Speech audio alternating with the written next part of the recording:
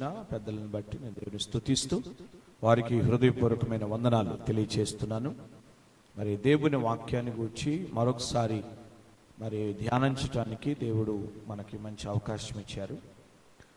కీర్తనాకారుడు వాక్యాన్ని గురించి ఎన్నో శ్రేష్టమైన సంగతులు తెలియచేస్తూ మరలా ఆ వాక్యాన్ని ఆయన ఎలా ధ్యానిస్తాడో, వాక్యం మీద ఎలాంటి ఆశ ఉందో ఆయన చెప్తున్నాడు. తెల్లవారక మునిపే అంటాడు, రాత్రి జాములు కాక మునిపే అని అంటాడు. ఆ వాక్యాన్ని ధ్యానించాలని, వాక్యాన్ని చదవాలని ఎంతో ఆశగా ఆయన ఉన్నాడు. కనుక అలాగ వాక్యాన్ని మనం ధ్యానించాలి, వాక్యాన్ని చదవాలి. ఆ వాక్యాన్ని చదువుతున్నప్పుడు, ధ్యానిస్తున్నప్పుడు ఆ వాక్యమే మనల్ని బ్రతికిస్తుంది. ఆ వాక్యమే మన బాధల్లో నెమ్మది కలుగు చేస్తుంది. కనుక మరి దేవుని వాక్యానికి భక్తుడు దావీదు ఎలా విలువనిచ్చాడో అలాగే మనం కూడా దేవుని వాక్యానికి విలువనివ్వాలి. స్తోత్రం, హల్లెలూయా. కనుక అలాంటి కృప దేవుడు మనకు దయచేయునుగాక. చెప్పబడిన కీర్తన భాగాన్ని బట్టి, వాక్యం యొక్క శక్తిని బట్టి మనం అందరం కూడా రెండు చేతులు ఎత్తి దేవునికి స్తుతులు చెల్లించుదాం. స్తోత్రం, స్తోత్రం, స్తోత్రం, స్తోత్రం, హల్లెలూయా, స్తోత్రం. మంచిది. ఇప్పుడు సాక్ష్యాలకి సమయం. సాక్ష్యాలు చెప్పేవారు దేవుడు మీ పట్ల చేసిన మేలును బట్టి, ఉపకారాలను బట్టి మరి దేవుని మహింపరుస్తూ లేచి సాక్ష్యం చెప్పాలని ప్రభు పేరిట మనం చేస్తూ ఈ సమయాన్ని సాక్ష్యానికి అప్పగిస్తున్నాను. ఎవరైనా సాక్ష్యాలు చెప్పేవారంటే త్వరగా లేచి మరి సాక్ష్యం ఇచ్చి దేవుని మహింపరచాలని మనం చేస్తున్నాం. మంచిది. ప్రార్థన చేసుకున్నాం. అందరూ కూడా దయచేసి తలలు వంచండి, కళ్ళు మూసుకొనండి. చెప్పబడిన కీర్తన భాగాన్ని బట్టి, చెప్పబోతున్న లేఖన భాగాన్ని బట్టి మన పెద్దలు శేఖరంకులు వచ్చి ప్రార్థన చేస్తారు. వారు ప్రార్థన చేస్తుండగా అందరూ కూడా ప్రార్థనలో ఏకీభవించాలని ప్రభు పేరిట మనం చేస్తున్నాం. హల్లెలూయా, స్తోత్రం, స్తోత్రం, స్తోత్రం, స్తోత్రం. కృపా సత్య సంపూర్ణమైన ఘనమైన యెహోవా, మీకు వందనాలు, స్తుతులు, స్తోత్రాలు చెల్లించుకుంటున్నాం తండ్రి. గడిచిన పునరుత్థాన దినం నుండి దినం వరకు మీ ఉచితమైన కృపలో, కాపుదలలో నన్ను మమ్మలను భద్రపరిచి, కాపాడి, సంరక్షించి, సజీవులుగా ఉంచి మీ సన్నిధికి నడిపించారు ప్రభా.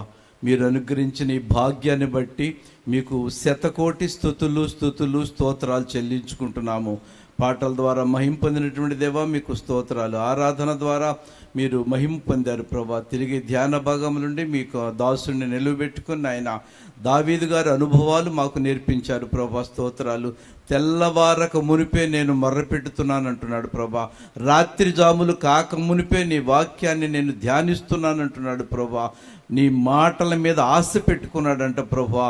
మేము అయ్యా మిమ్మల్ని నమ్ముకున్నాము, క్రైస్తవులమని, క్రీస్తు బిడలమని చెప్పుకుంటున్న మేము వేటి మీద మా ఆశలు ఉన్నాయి తండ్రి. మమ్మల్ని మేము ఒకసారి ప్రశ్నించుకుని మా ఆశలు మీ మాటల మీద పెట్టుకోవడానికి సహాయం చేయండి.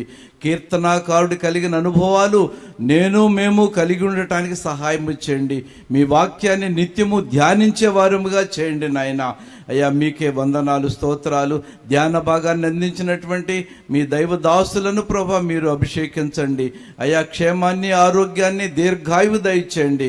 ఇంకను నాయన లేఖన భాగంలోకి వెళ్ళబోతుంటుండగా ప్రభా దైవ సేవకులను అభిషేకించండి నాయన. అభిషేకించబడిన వర్తమానము ద్వారా ఒక్కొక్కరిని ఆదరించండి, బలపరచండి, ఉజ్జీవపరచండి నాయన. స్తోత్రాలు. చేరి కూడి వచ్చిన ప్రతి బిడ్డను దర్శించి నాయన మీ కృపలతో నింపమని యేసు అధికారము కలిగిన నామములో అడిగి వేడుకొనుచున్నాము తండ్రి. Amen. Praise the Lord. Hallelujah. దేవుని నామానికి మహిమ కలుగునుగాక. చేరి కూడి వచ్చిన మీ అందరికీ నా హృదయపూర్వకమైన వందనాలు తెలియచేస్తున్నాను. దేవుడు మనందరినీ ప్రేమించి సజీవ లెక్కలో ఉంచి ఈ యొక్క పునరుద్ధరణ దినమందు ప్రభు సన్నిధిలో మనమందరం చేరి మన ప్రభుని స్తుతించే గొప్ప భాగ్యం దేవుడు మనకు దయచేసిన విధానం బట్టి మనం ఎంతైనా దేవుని ఘనపరచాలి. హల్లెలూయా. మంచి ప్రేరై సమయంలో పరిశుద్ధ లేఖన భాగంలోండి కొన్ని మాటలు మనం ధ్యానం చేద్దాం.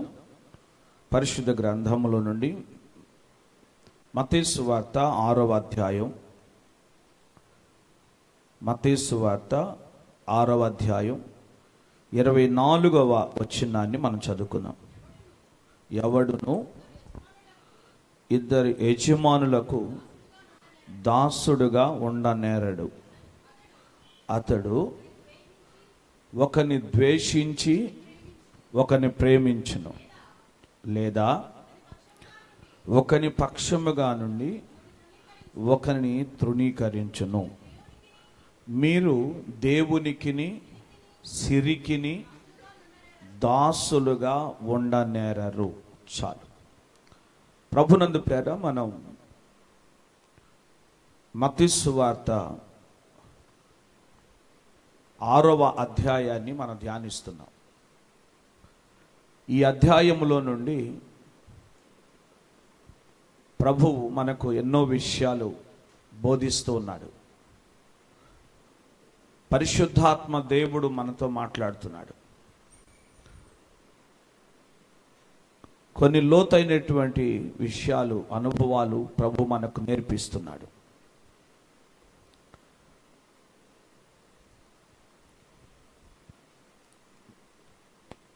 యేసుక్రీస్తు ప్రభుల వారు ఆయన కొండ మీద ప్రసంగం చేస్తూ సుదీర్ఘమైనటువంటి ప్రసంగాన్ని ఆయన చేస్తున్నాడు. ఈ ప్రసంగంలో చాలా అంశాలు ఆయన తెలియచేస్తున్నట్లుగా మనము ఈ అధ్యాయాల్లో చూస్తాం. 5వ అధ్యాయము నుండి ఆయన ప్రసంగం ఆరంభమయ్యి 7వ అధ్యాయం 28వ వచనం వరకు ఆ ప్రసంగం కొనసాగింది. అంత సుదీర్ఘమైనటువంటి ప్రసంగం, చాలా అంశాలు, చాలా పాఠాలు లేక చాలా సబ్జెక్టులు ఉన్నాయి ఆయన ప్రసంగంలో. ఈ 26వ అధ్యాయంలో 24వ వచనము మనం ఈరోజు ధ్యానం చేయబోతున్నాం. యేసుక్రీస్తు ప్రభుల వారు తన ఎదుటున్న జన సమూహాలకు లేక ముఖ్యంగా ఇశ్రాయేలు ప్రజలకు ఆయన బోధిస్తూ ఆయన చెప్పిన ప్రాముఖ్యమైన విషయం ఏంటంటే, దేవుని గురించి అలాగే సిరిని గూర్చి. దేవుడు సిరి. సిరి అంటే సంపద, ధనం, స్వాచ్ఛ్యం. అయితే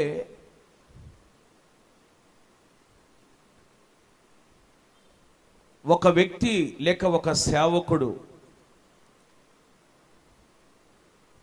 ఇద్దరి యజమానులకు దాసుడుగా ఉండలేడు. ఇక్కడ ఆ యజమానులు, ఇద్దరు యజమానులు ఎవరు అనే విషయాన్ని తెలియచేయటానికే ఆ వచనం చివరిలోకి వచ్చేసరికి దేవుడు అలాగే సిరి అన్నాడు. ఒక యజమానుడు దేవుడు, ఒక యజమానేమో సిరి లేక సంపద, మన ఆస్తి, మన ధనం. దేవుడు యజమానుడిగా ఉన్నాడు, అలాగే ధనం కూడా, సంపద, స్వాచ్ఛ్యం కూడా ఎలా ఉంది? యజమానిగానే ఉంది. కనుక ఇప్పుడు ఈ రెండిటికి దాసులుగా ఏ ఒక్కరు ఉండలేరు. ఇద్దరు యజమానులకు ఒకడు దాసుడుగా ఉండటం వీలు పడదు. ఒకవేళ అలా ఉండాలని ప్రయత్నం చేసినా ఒకనేమో ప్రేమిస్తాడు, ఒకనేమో ద్వేషిస్తాడు. ఒకరినేమో ఒకని పక్షంగా ఉంటాడు, మరొక వ్యక్తి వ్యక్తిని తృణీకరిస్తాడు. ప్రేమించేవాడు ప్రేమించేవాని పక్షానే ఉంటాడు. ఎవరిని ప్రేమిస్తున్నాడో వాని పక్షానే ఉంటాడు. ద్వేషించేవాడు ఎవరిని ద్వేషిస్తున్నాడో వాణ్ణి తృణీకరిస్తాడు. దేవుణ్ణి ప్రేమించేవాడు దేవుని పక్షంగా ఉంటాడు. లేక సిరిని ప్రేమించేవాడు సిరిపక్షముగానే ఉంటాడు, ఆస్తిపక్షంగానే ఉంటాడు. ఒకవేళ దేవుని ద్వేషిస్తే దేవుని కూడా తృణీకరిస్తాడు. ఒకవేళ ధనాన్ని సిరిని ద్వేషిస్తే ఆ ధనాన్ని తృణీకరిస్తాడు. కనుక ఎవరిని ప్రేమిస్తున్నాం, ఎవరి పక్షమున నిలిచి ఉన్నాం, ఎవరిని ద్వేషిస్తున్నాం, ఎవరిని తృణీకరిస్తున్నాం అనేటువంటి విషయాన్ని యేసుక్రీస్తు ప్రభుల వారు ఇప్పుడు మనకు బోధిస్తున్నాడు.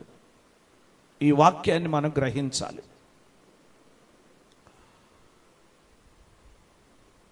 ఇద్దరు యజమానులకు ఎవరు కూడా దాసులుగా ఉండలేరు. ఒకరికే దాసులుగా మనం ఉండాలి. ఇప్పుడు ఎవరికి వారే తేల్చుకోవలసిన విషయం ఇది. నీకు నీవే ఈ విషయాన్ని తేల్చుకోవాలి. ఎవరికి దాసుడుగా ఉంటే నీకు మేలో, ఎవరికి దాసురాలుగా ఉంటే మేలో ఒకసారి యోచన చేయాలి. దేవునికి దాసుడుగా దాసురాలుగా ఉంటావా, లేక సిరికి దాసులైపోతారా? ఒకవేళ నువ్వు సిరిని ప్రేమిస్తే దేవుని ద్వేషిస్తున్నావు అర్థం. నిజముగా నువ్వు దేవుని ప్రేమిస్తే సిరిని ద్వేషిస్తావు, తృణీకరిస్తావు.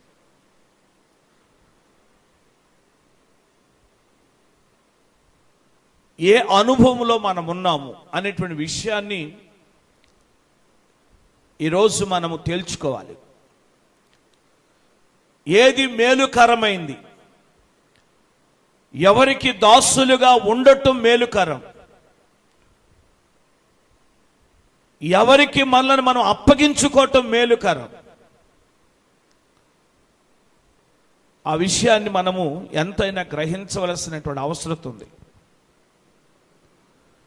దేవుడు అనంటే మనకి సమస్తాన్ని ఆయన అనుగ్రహించేవాడు, మనల్ని పరమునకు చేర్చేవాడు. సిరి సంపద ఇది లోకానికి, లోకానుసారమైనటువంటి జీవితానికి, వైభవాలకు, విలాసాలకు అది సూచనగా కనబడతా ఉంది. కనుక మనము ఏ అనుభవంలో ఉన్నాము అనేటువంటి విషయాన్ని మనం గ్రహించాలి. భక్తుడైనటువంటి యాకోబు రాస్తాడు. యాకోబు పత్రిక 4వ అధ్యాయం 4వ వచనాన్ని చదవండి ఒకసారి. యాకోబు పత్రిక 4వ అధ్యాయం 4వ వచనాన్ని చదువుదాం. చదవండి. వ్యభిచారులారా, లోక స్నేహము దేవునికి వైరమని మీరు ఎరుగరా? కాబట్టి ఎవడు ఈ లోకముతో స్నేహము చేయగోరునో వాడు దేవునికి శత్రువగును. ఆయన మన యందు నివసింపజేసిన ఆత్మ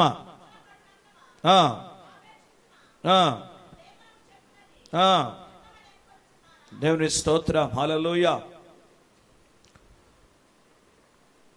యాకోబు ఈ పత్రిక రాస్తూ చెప్తున్నాడు, వ్యభిచారులారా, ఈ లోక స్నేహము దేవునితో వైరం అని మీరు ఎరుగరా అని అంటాడు. ఈ లోక స్నేహము దేవునితో వైరం. లోకాన్ని స్నేహించి, లోకాన్ని ఆశించి, లోకములో ఏదో సంపాదించి, లోకములో ఉన్నది ఏదో కూడబెట్టి ఏదో ఘనత పొందాలి అనేటువంటి ఆలోచనతో లోకాన్ని స్నేహిస్తే ఆ స్నేహము దేవునికి వైరము అని చెప్తున్నాడు. యేసుక్రీస్తు ప్రభులు వారు ఈ మత్తయి సువార్త 6వ అధ్యాయం 19వ వచనం నుండి 23వ వచనం వరకు చెప్పిన మాటలే మరలా జ్ఞాపకం చేస్తూ ఆయన మరలా మరొక విషయాన్ని ఇక్కడ తెలియచేశాడు. ఆ విషయాన్నే ఆయన జ్ఞాపకం చేస్తున్నాడు.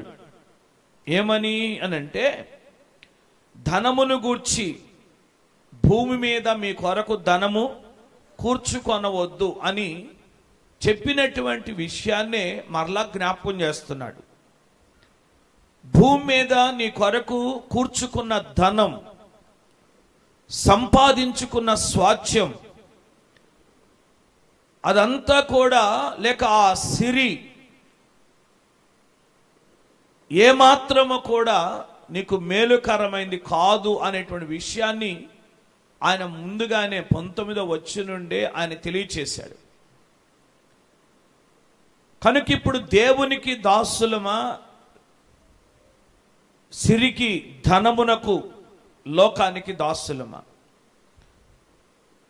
ఏ అనుభవములో ఉన్నాము అనేటువంటి విషయాన్ని మనము ఎంతైనా పరిశీలన చేయవలసినటువంటి అవసరత ఉన్నదని మనం చేస్తున్నాను. హల్లెలూయా, హల్లెలూయా. సాతాను యేసుక్రీస్తు ప్రభువును కూడా శోధిస్తూ లోకం అంతటిని ఆయనకు చూపించినట్లుగా మనం చూస్తాం.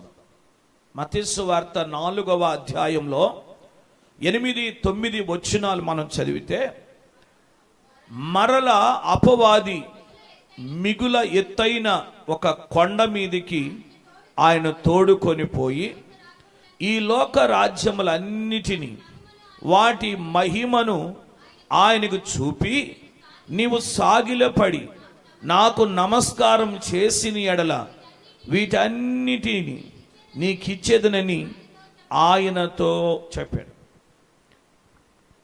యేసుక్రీస్తు ప్రభువును కూడా లోకాశకు లోను చేయటానికి ఆయన ఎత్తైనటువంటి ఒక కొండ మీదకు తీసుకొని వెళ్ళి సాతానుడు ఆ ప్రభుతో మాట్లాడుతున్నాడు. లోకమును దాని మహిమను చూపించి, నువ్వు నాకు సాగిలి పడితే లోకమంతా నీకు ఇస్తానని. ఈ లోక అధికారి సాతాను, ఈ అపవాది యేసుక్రీస్తు ప్రభువును శోధించడానికి ఎంతగానో పూనుకున్నట్లుగా మనం చూస్తున్నాం. కానీ 10వ వచనంలోకి వచ్చేసరికి యేసుక్రీస్తు ప్రభువు అంటాడు, సాతానా పొమ్ము, ప్రభువైన దేవునికి మ్రొక్కి ఆయనను మాత్రమే సేవింపవలెనని వ్రాయబడి ఉన్నది కదా అని అంటాడు. సాతాన్ని గద్దించాడు. సాతాను లోకాన్ని చూపినప్పుడు, లోకం యొక్క వైభవాన్ని చూపించినప్పుడు, లోకం యొక్క మహిమను సాతాను ప్రభువుకు చూపించినప్పుడు, ఆ ప్రభువు ఆ లోకాన్ని ఆశించకుండా, లోకాన్ని ప్రేమించకుండా ఆ సాతానుని గద్దించాడు.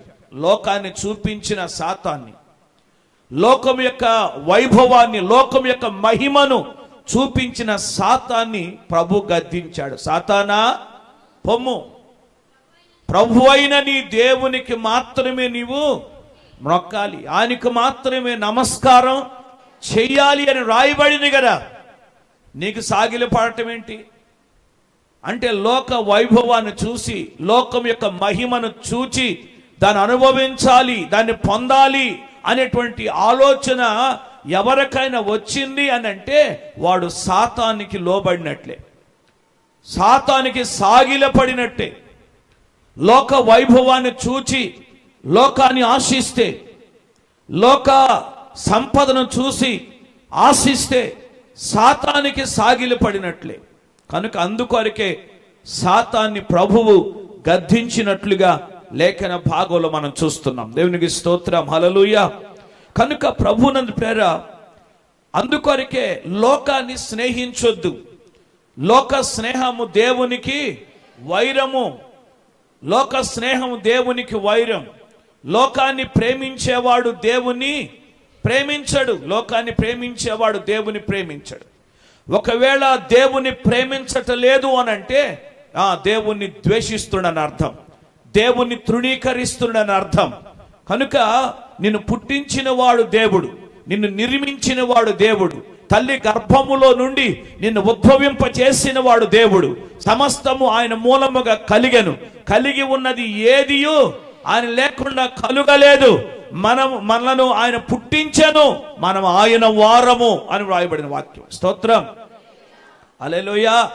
పుట్టించిన దేవుణ్ణే విసర్జిస్తే, లోకాన్ని స్నేహించి, లోకాన్ని ప్రేమించి, లోక వైభవాన్ని చూచి, లోకం యొక్క మహిమను చూచి, ఒకవేళ నిన్ను పుట్టించిన దేవుణ్ణి ద్వేషిస్తున్నవేమో, నిన్ను పుట్టించిన దేవుణ్ణి విసర్జిస్తున్నవేమో. ఇశ్రాయేలీలు క్రొవ్వి బలిసి తమ కాలు జాడించినట్టుగా ఒకవేళ కాలు జాడిస్తున్నావేమో. వారిని గురించి ఇలాగ వ్రాయబడిన మాటలవి.